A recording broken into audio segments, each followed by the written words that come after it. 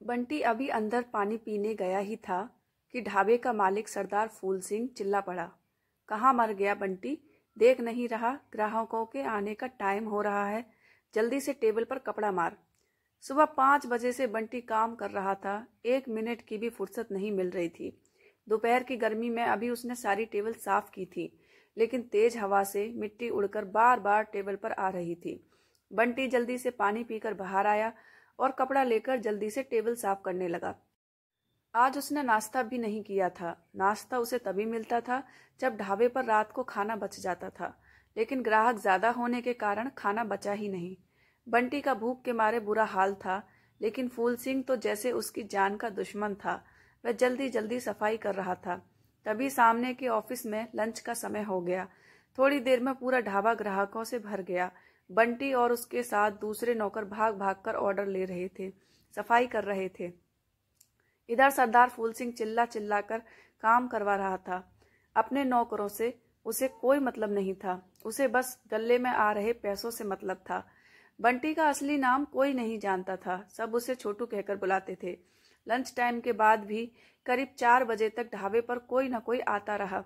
साफ सफाई के बाद फूल सिंह ने देखा कि थोड़ा खाना बचा है, तो वह बोला, चलो तुम लोग भी जल्दी से खाना खा लो, फिर शाम के खाने की तैयारी करो।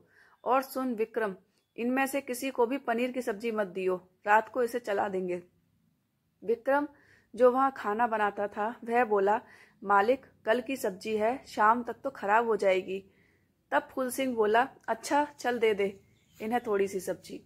बंटी और उसके साथ के लड़के एक टेबल पर बैठकर खाना खाने लगे।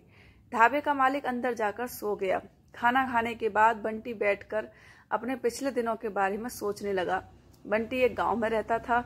उसके माता पिता खेत में मजदूरी करते थे। वह दिन भर अपने साथ के बच्चों के साथ खेलता रहता था। न कोई चिंता, न कोई फिक्र।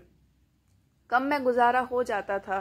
शहर से उसके पिता का दोस्त गांव गया और बोला, अरे शहर में इतने काम के रोज 400 रुपये मिलते हैं, तुम्हारा बेटा भी अच्छे से पढ़ सकेगा।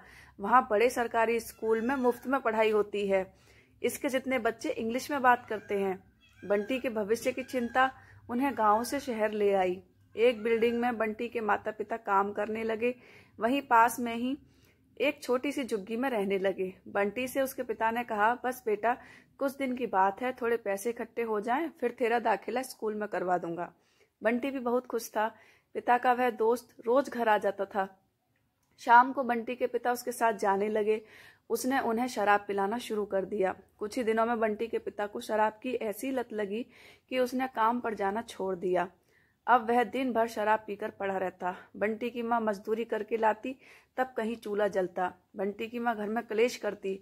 वह चाहती थी कि सब छोड़कर गांव चलते हैं। बंटी के भविष्य का भी वास्ता देकर शराब छोड़ने के लिए कहती, लेकिन बंटी के पिता पर कोई असर नहीं होता।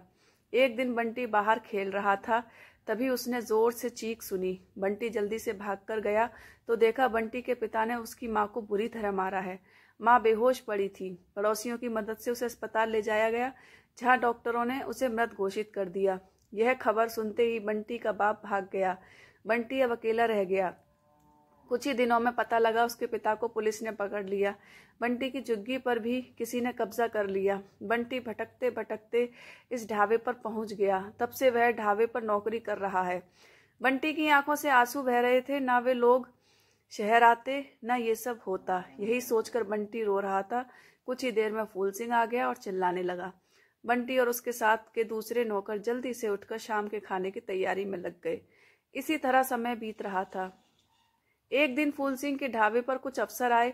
छोटे बच्चों से काम करवाने के कारण उसे पकड़कर ले गए। साथ में बंटी और उसके साथ के 2 नौकरों को भी पकड़ लिया गया।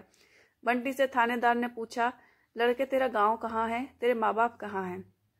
बंटी उन्हें सारी बात बता देता है। यह सुनकर थानेदार किसी से फोन पर बात करता है।